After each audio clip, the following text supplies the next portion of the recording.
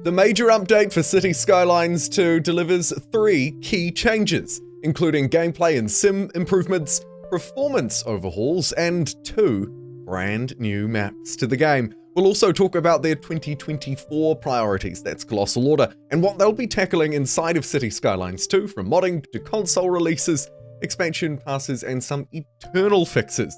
My name is JumboPixel. Sit back and relax, and let's talk through the final whomping update for City Skylines 2 in 2023. And in putting out some of the fires that surround the game, and actually there are some really key fixes that if you are anything like me, I think you'll be pretty stoked with in this update. They start by addressing gameplay fixes and simulation improvements. The patch, they say, begins by tackling how money is both calculated and displayed inside of the city, and that's in response to, I'm sure, plenty of player feedback. They say that the improvements should also make the budget overall more transparent and easier to determine for you and I which city services we actually need, and crucially, which ones we can also afford. They go on to say, and they mention many times, how grateful they are for all of the feedback that's been shared, and I'm sure there's been plenty. And one crucial fix that's coming out of it is improvements to how vehicles change lanes. And if you've joined me for any of my update videos, you will have seen clips of some awful lane changing. I'm sure you've seen plenty in your city itself, so hopefully that addresses some of the diabolical situations that are created throughout those awful lane changes. Finally, a couple of other key fixes that they mention in and around resources. The resource amount not being stored correctly to the point where it would end up being a negative value has been addressed. And also finally on public transport, or more particularly actually on goods transporting, they've made it so that line color options for ships and cargo trains are actually in the game. So you will have some options now to easily identify which lines your cargo ships or trains belong to. So, dear viewer, you might be asking, what's in store for performance? One of the key areas that City Skylines 2 is currently, it'd be fair to say, a little lacking in. Well, they were fairly light on the detail, though they did put it right up the front. They say that on the performance side of things, the patch adds the level of detail models for characters and improves the geometry layout for all assets. They also add a disclaimer that this won't be the last update to performance. It takes us one more step toward our goals, and that's nice to see. Of course, what we're probably wondering is actually, how does that translate to frames per second? How does that translate actually to in-game performance? We'll have to wait and see. Though, of course, as we've already discussed, not very long now. The biggest surprise in this week's developer diary, and again, the final one for 2023, probably came in the last section for this big mammoth patch update that we're expecting. Again, if you haven't joined me previously, we're expecting this one to be a major update on Steam rather than a minor patch update. And indeed, it might just deliver on that in the form, in this case, of 2 new maps into City Skylines 2. A little holiday gift, they call it. They say that these maps were a result of testing the internal map editor, so a handy byproduct that came from testing that part of the software, I suppose you could say. There are still, they say, a few things missing from the map editor for it to be fully functional, like proper preview images showing off amazing new maps, but they're making progress, and they can't wait to see the kinds of things we can create. But in the meantime, something to get our grubby little hands on: 2 new maps. The design briefs for them are as follows. Firstly, Land of the Eternal Sun. This one likely designed for players who don't want anything to do with any nasty seasonality. Rain, out of the question. Steady, warm temperatures are on offer, an ideal choice if you'd like, again, minimum input from seasons. And secondly, a map aptly named Flatland.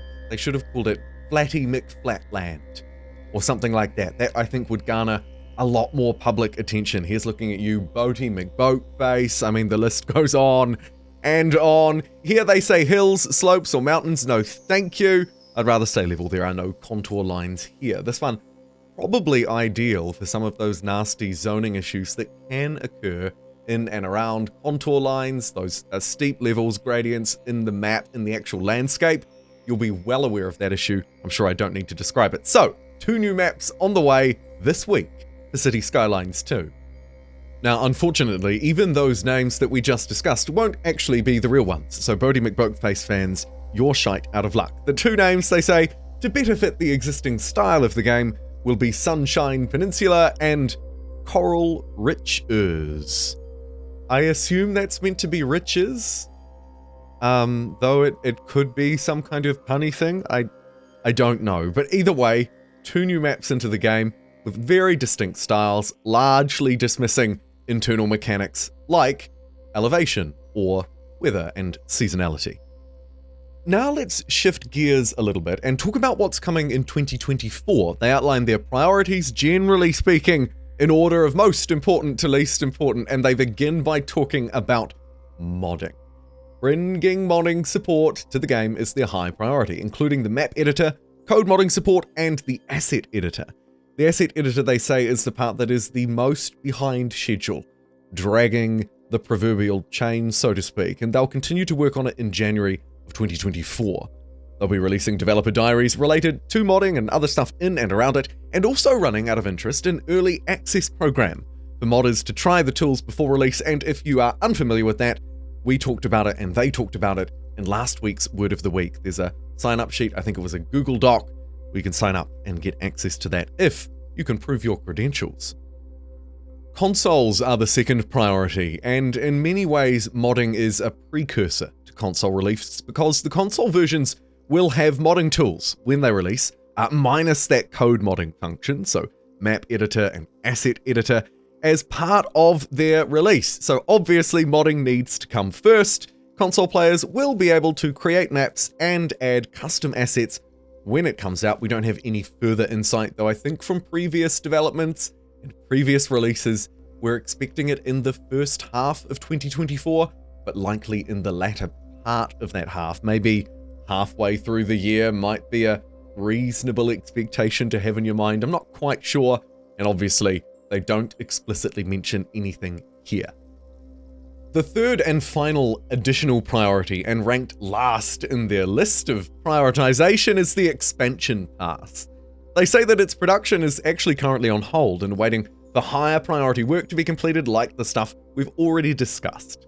They say that progress has been made on things like the first asset pack, content creator packs, radio stations, and CCPs are of course created by some of our favorite content creators within the community, and content for the radio is outsourced by Paradox, quick to distance themselves from certain technological companies there.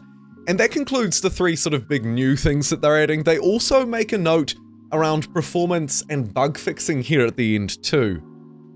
And in a nutshell, what they're saying here is, hey look, we've made some ground, we're gonna make more ground with this patch, but actually the work will never be done, being continued throughout the life cycle, the entire lifetime of the game. Things like performance and bug fixing, obviously the 2 highlights there. They say that they'll continue to improve the quality of the game based on their internal findings, as well as our bug reports and crash logs.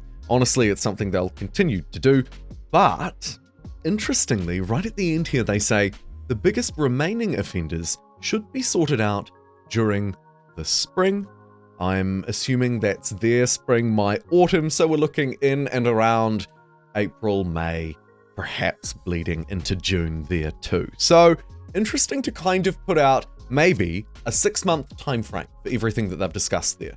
Not, of course, the full and wholesome everything of improvements will continue throughout the lifetime of the game, but crucially, probably the editor, the console release, and the quote-unquote biggest remaining offenders, end quote, for performance and bug fixes, hopefully by halfway through 2024.